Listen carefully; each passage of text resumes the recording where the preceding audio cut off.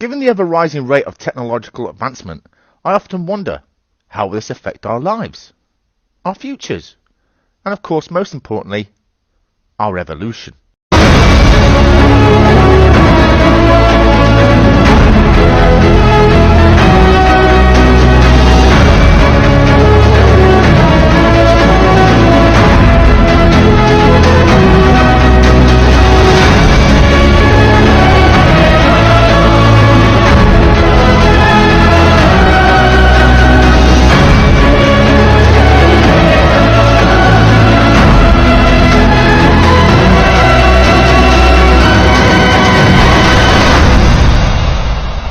Hello my Trekkies and welcome back to the Continuum.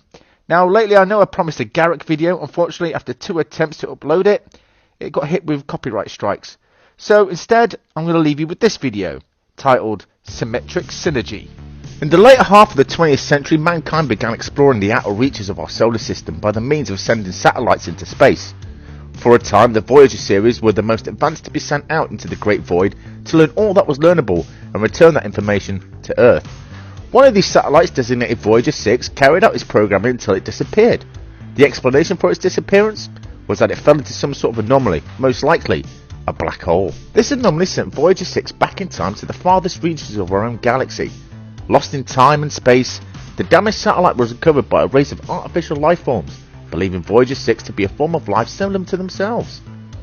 This race tried their best to repair Voyager 6 and its programming as best they could, and included a complement of upgrades for the strange satellite to fulfill its purpose. Unfortunately, Voyager 6, now V'Ger, had its objectives slightly altered, and this advanced race of artificial beings weren't fully able to understand its programming. V'Ger's new directive was to learn all that was learnable and return it to its creator. Being set off once again all alone throughout the cosmos, V'Ger was determined to carry out its new core directives. Utilizing these upgrades to its own technology and to its programming, V'Ger began learning everything it would come into contact with, and after a time began assimilating. With each assimilation, V'Ger would grow in structure and in complexity, still determined to reach its creator. Along its journey, V'Ger would try to find others like himself without avail, believing that only artificial life was true life and carbon-based life forms were nothing but a pestilence. That's not to say, of course, they would not be useful, as V'Ger grew to the point it could assimilate entire worlds into its own being, and so too its inhabitants. To be used in a manner similar to that as motor proteins, allowing V'Ger to grow exponentially and efficiently as these new beings would integrate the materials and technology that were accumulated, continuing V'Ger's evolution. Continuing to grow and evolve, so too would these repurposed carbon-based life forms, and as they did, it became apparent that this collective will of these beings would require a new form of order, bringing forth a queen, to sift through and organise the thoughts of every one of these new beings. Not so long after, these beings became the Borg.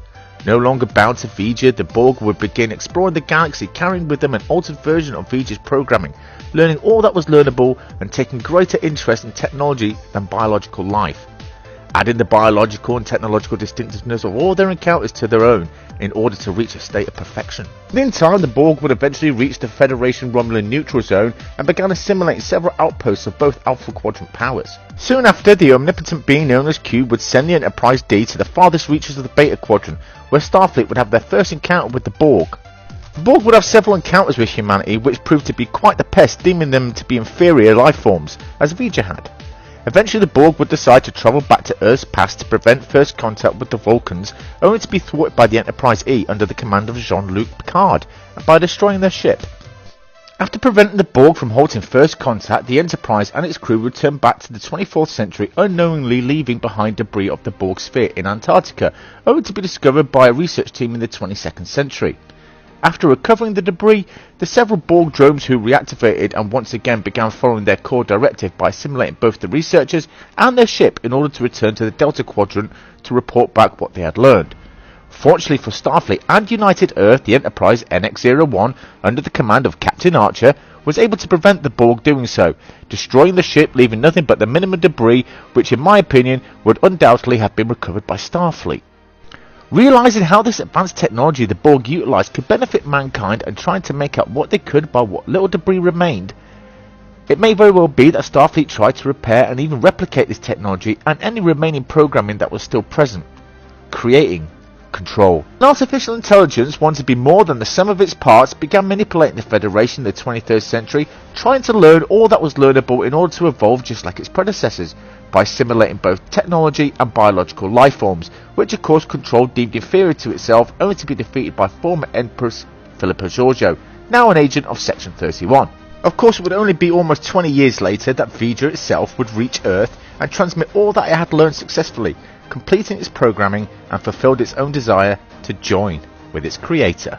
And this is where I often ask myself, will our technology try to destroy us, like Control? Will it try to rule over us, like the Borg? Or will we evolve together, harmoniously, to become something higher? Honestly, I don't know. But these are just my thoughts. What are yours? Let me know in the comments below. Don't forget to hit the like and subscribe, as it would help my channel grow. But I'm sure it won't assimilate you. I hope.